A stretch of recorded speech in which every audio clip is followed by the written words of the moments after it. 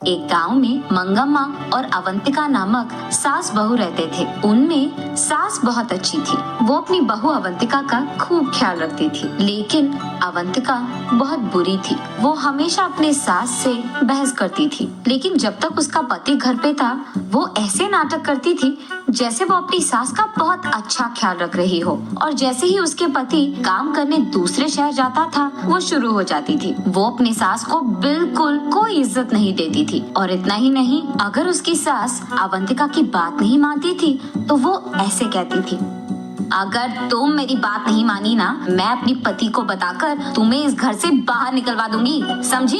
इसी कारण मंगम्मा, इस उम्र में मैं बाहर जाकर कैसे जी पाऊंगी, अकेली मैं कुछ नहीं कर पाऊंगी। इसी डर में वो जो अपनी बहू कहती थी चुपचाप करती थी।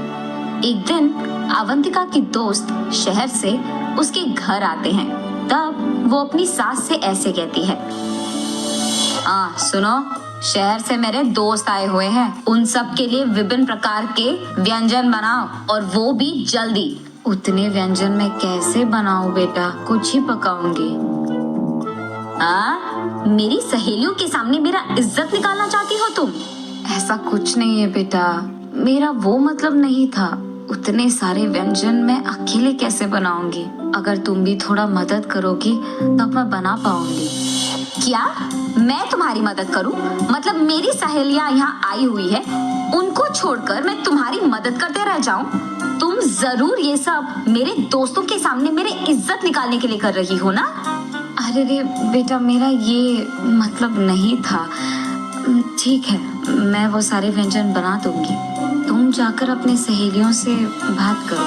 ये कहकर मंगम्मा वहाँ से जाकर रसोई घर में एक के बाद एक व्यंजन बनाने लगती है। और यहाँ अवंतिका उसके सहेलियों के सामने, देखा तुम लोगों ने, मैं मेरे सास को मेरे काबू में रखती हूँ। मेरी सास तो मेरे सामने अपना मुंह भी खोलती नहीं है, मैं जो बोलूँ वही सुनती है, एकदम कुत्ते की तरह। ऐसे वो उसकी सास का मजाक उड़ाती है। उस सारी सहेलियों में से एक उसे देख ऐसे कहती है, अरे सुनो, इस उम्र में अपनी सास को इतना काम देना ठीक नहीं लग रहा मुझे, और वो अकेली इतने सारे काम कैसे करेगी अवंतिका? ऐसे पूछती है। तो चुप कर, अगर हम ऐसे नहीं रहेंगे ना तो ये सब हमारी सास ना हमारा फायदा उठाएंगी, हमें उनके काबू में कर लेंगे और उनका कहना हमें मानना होगा। मैं ऐसे नहीं रह सकती। हाँ, लेकिन ऐसे बूढ़ी औरत को मेहनत करवाना मुझे अच्छा नहीं लग रहा। और वैसे अगर तुम्हारे पति को ये सब पता चला तो सोचो क्या ही हो जाएगा।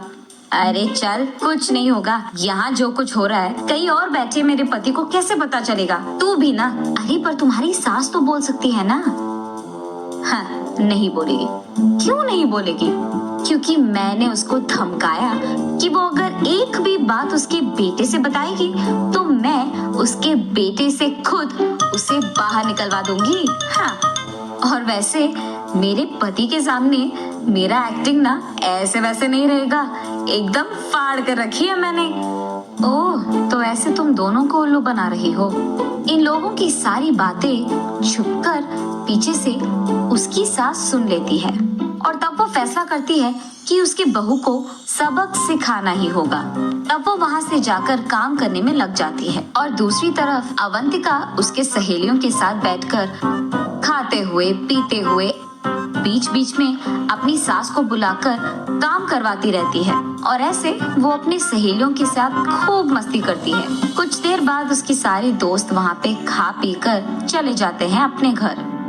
तब अवंतिका, क्यों सासू माँ, कहाँ पे हो? यही तो हूँ बेटी, क्या चाहिए? घर में बहुत कचरा है, उस रूम में पड़े हुए गिलास और प्लेट निकाल कर कचरा बाहर फेंक दो और घर पूरा साफ कर दो, समझी? तब तक बहुत काम करने के कारण मंगम्मा बहुत थक जाती है, लेकिन अब वो कुछ कर भी नहीं सकती थी, इसीलिए उसकी बहू के दिए हुए सारे काम एक के बाद एक खत्म करती है। वहाँ से कचरा फेंक के वो घर पूरा साफ कर देती है। अगले दिन मंगम्मा उदास बैठे रहती है। तब पड़ोसी घर की बेटी अमृता वहाँ आकर उससे ऐसे कहती है, दादी दादी, ये लो मिठाई, खाओ ना, आज मेरा जन्मदिन है। ऐसे कहती है। पर ये सब मंगम्मा नहीं सुनती है, अपने ख्यालों में खोई रहती है। तब अमृता दादी दादी ऐसे जोर से पुकारती है। तब मंगम्मा होश में आकर बोलो बेटी अमृता, यहाँ कैसे आना हुआ? मेरा छोड़ दीजिए दादी, लेकिन आप ऐसे उदास क्यों बैठे हैं? ऐसे कहती है। तब मंगम्मा जो कुछ भी हुआ उसको समझाती है। ओह, इतना ही? इस समस्या का उपाय तो मेरे पास है। बस आज के लिए जो भी तुम्हारी बहू तुमसे कहती है ना, वो काम कर लो और कल से ये नौबत तुम्हें नहीं आएगी। तब मंगम्मा, ऐसे कैसे अमृता, ऐसे क्या कर लोगी तुम? अरे वो सब आप मुझ पे छोड़ दीजिए दादी, मैंने कहा ना कि मैं संभाल लूंगी। ये कहकर अमृता वहाँ से हंसते हुए चली जाती है। इतने में अवंतिका वहाँ आकर पहनी हुई कपड़े सारे मंगम्मा के मुंह पे फेंक कर, सुनो, ये सब धोकर इस्त्री करके मुझे वापस करो। अरे घर में तो वॉशिंग मशीन है ना बेटा, उसमें डाल देती। ये कपड़े अगर वॉशिंग मशीन में डालेंगे ना तो खराब हो जाएंगे, तुम पहले काम करो ना। ठीक है बेटा, धो लूंगी। मंगम्मा उन सारे कपड़ों को अच्छे से धोकर उन्हें सूरज में सुखा करके उसके बहू के पास ले जाती है। ये लो बेटा, सारे कपड़े धो लिया मैंने। अच्छा, तो फिर कपड़े को तय कौन करेगा? मैं। उनका इस्त्री करके अलमारा में लगा दो। उसकी बहू की बात मानकर वो उन सारे कपड़ों को तय करके उनका इस्त्री करके अलमारा में लगा देती है। अगले दिन मंगम्मा का बेटा शहर से घर वापस लौटता है और आते ही अवंतिका, अवंतिका, कहाँ हो तुम? ऐसे जोर से चिल्लाता है। अचानक उसके पति का आवाज सुनकर अवंतिका डर के मारे भागते हुए रसोई घर में जाकर वहाँ खाना पका रही उसकी सास से ऐसे कहती है, सासू माँ, आप बाहर जाकर आराम कीजिए, खाना मैं बना दूंगी। ऐसे वो मंगम्मा को बाहर भिजाकर हाथ में चम्मच लिए ऐसे नाटक करती है जैसे वो पूरा काम कर रही है। ऐसे ही वो बाहर आकर, क्या हुआ जी, आप एक भी बात बताए बिना घर आ गए?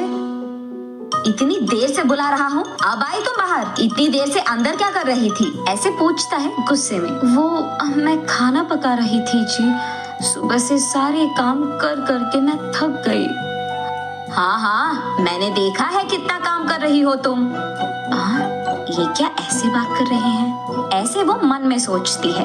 तब अवंतिका का पति सीधा उसके माँ के पास जाकर, माँ, तुम्हारी बहू का इस व्यवहार के लिए मैं माफी मांग रहा हूँ। ये सुनकर मंगम्मा एकदम दंग रह जाती है और वो ऐसे ही अपने बेटे को देखती रहती है। अरे ये क्या कह दिया आपने? मैं तो सासू माँ की कितनी अच्छी ख्याल रख रही हूँ, उनका देखभाल मैं ही तो करती हूँ। ऐसे कहती है अवंतिका। हाँ, ये भी देखा मैंने कि तुम माँ की कितनी अच्छी ख्याल रख रही हो। ये कहकर पॉकेट में से एक मोबाइल निकालकर उसमें एक वीडियो अवंतिका को दिखाता है। उस वीडियो में अवंतिका अपने सास से कपड़े धुलवाना, उनका इस्त्री करना, तय करना, ये सब दिखाई देता है।